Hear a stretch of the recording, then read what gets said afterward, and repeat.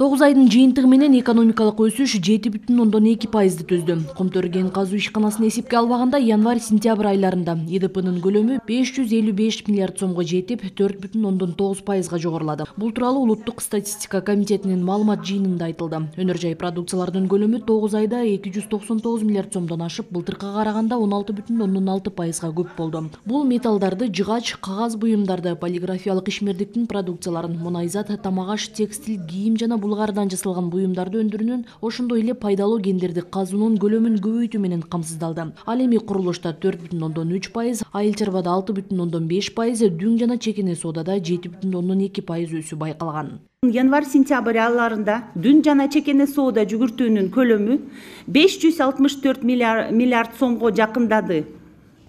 Бул өткөн жылдын январь-сентябрь айларына салыштырмалуу 7,2%га өстү. Дүн жана чекене соода жүгүртүүнүн автоунааларды жана мотоциклдерди оңдоонун 2021 жылдын январь-сентябрь айларына салыштырмалуу көбөйүшү негизинен дүн мына 9,3%га жана чекене 3,6%га сооданын өсүшүнүн эсебинен камсыздалды.